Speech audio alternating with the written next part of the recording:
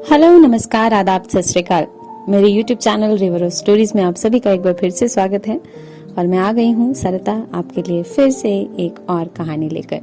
आज मैं शुरू करने वाली हूँ तेनाली राम की कहानियाँ। जी हाँ, तेनाली राम का नाम तो आप सभी ने जरूर सुना होगा और कितने चतुर थे और कितने ज्ञानी भी, ये आप बखूबी जानते होंगे।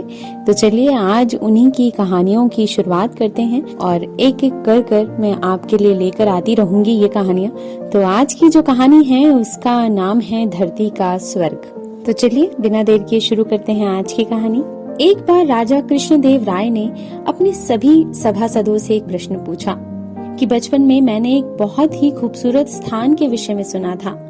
लोग कहा करते थे कि वह स्थान धरती का स्वर्ग है। अब मैं उस स्थान को देखना चाहता हूँ। क्या आप लोगों में से कोई मुझे बता सकता है कि वह स्थान कहाँ पर है?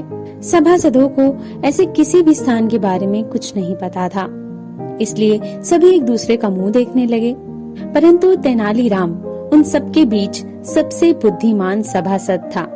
वह तुरंत उठ खड़ा हुआ और राजा की बात का उत्तर देते हुए बोला, महाराज, मैंने एक ऐसे ही स्थान के विषय में सुन रखा है।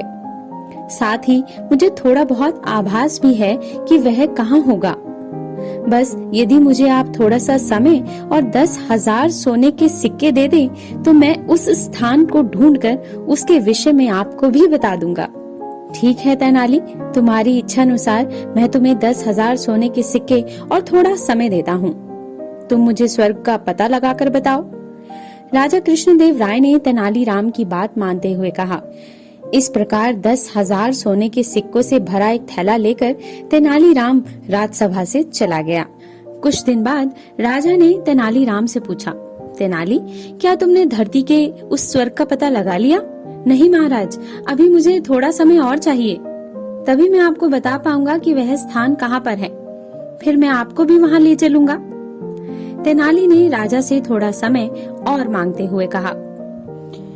कुछ सप्ताह बाद तेनालीराम ने राजसभा में आकर कहा, महाराज, जिस स्थान को आप देखना चाहते थे मैंने उसे ढूंढ लिया है। यदि आप चाहें तो कल प्रातः ही हम उसे देखने चल सकते हैं। ठीक है, कल हम धरती के उस स्वर्ग को देखने चलेंगे। राजा ने तेनालीराम की बात से सहमत होते हुए कहा। इस प्रकार अगले दिन सुबह सुबह राजा कृष्णदेव राय, तेनालीराम तथा कुछ सभासदों और सेवकों के एक छोटे से दल के साथ उस स्थान की ओर चल पड़े। कुछ देर बाद एक जंगल के पास पहुंचकर तेनालीराम ने सबको रुकने के लिए कहा। वह एक बहुत ही खूबसूरत स्थान था, जहाँ कई बड़े बड़े व खूबसूरत पेड़ थे तथा चारों तरफ रंग बिरंगे फूल खिले हुए थे। जमीन पर हरी हरी कोमल घास बिछी हुई थी। थोड़ी देर में राजा के साथ गए सेवकों ने उस खूबसूरत स्थान पर तंबू गाड़ दिए। राजा, सभासद और वहाँ उपस्थित अन्य सभी लोग प्रकृति के उस खूबसूरत नजारे का आनंद लेने लगे। थोड़ी देर बाद वहाँ तेज हवा चल पड़ी और आसमान पर काले बादल उमड़ आए। जल्द ही बिजली की तेज गरज के साथ वर्षा होने लगी। ऐसे में राजा कृष्णदेव राय ने महसूस किया कि तेनालीराम वहाँ पर नहीं है। जैसे ही वह उसे ढूंढने के लिए अपने तंबू से बाहर निकले तो वह उन्हें जंगल के रास्ते से आता दिखाई दिया। उसके पीछे पीछे एक व्यक्ति आमों से भरा एक टोकरा लेकर आ रहा था। तंबुओं के पास पहुंचकर तेनालीराम ने वहां उपस्थित सभी लोगों को खाने के लिए आम दिए। राजा और सभी लोगों ने उन मीठे और रसीले आमों का भरपूर आनंद लिया। लगभग 1 घंटे बाद वर्षा रुक जाने पर राजा कृष्णदेव राय ने तेनालीराम से कहा, तेनाली, जो स्थान तुमने ढूंढा है वह यहाँ से कितनी दूर है? मैं धरती के उस स्वर्ग को देखने के लिए बेचैन हूँ। राजा के इस प्रश्न पर तेनालीराम मुस्कुराते हुए बोला, महाराज, इस समय आप प्रकृति की खूबसूरती का आनंद ले रहे हैं। चारों तरफ हरियाली और प्रकृति के रंग बिखरे पड़े हैं। वर्षा ने इन रंगों को और भी चमकदार और खूबसूरत बना दिया है और अभी अभी आपने अपने राज्य के मीठे और रसीले आमों का आनंद भी लिया है। इन सब बातों के बाद भी क्या आपको लगता है कि धरती पर इससे ज्यादा खूबसूरत स्थान कोई और हो सकता है? तेनालीराम की बातों से राजा कृष्णदेव राय बहुत प्रभावित हुए। उन्होंने तेनालीराम से कहा, तेनाली, वाकई ये क्षण बहुत ही खूबसूरत हैं। वास्तव में ऐसा लग रहा है जैसे हम स्वर्ग का मजा ले रहे हों। यह सब तो ठीक है, लेकिन मैंने तुम्हें जो सोने के सिक्के दिए थे उसका तुमने क्या किया? महाराज, मैंने उन्हें अच्छे बीज खरीदने और अपने राज्य में वृक्षों के पौधे लगाने में खर्च कर दिया।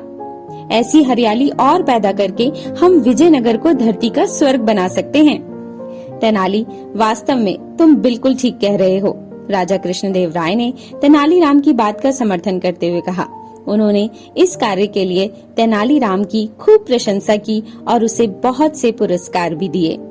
तो दोस्तों, कैसी लगी आपको आज की कहानी? मुझे जरूर कमेंट सेक्शन में कमेंट करके बताएं।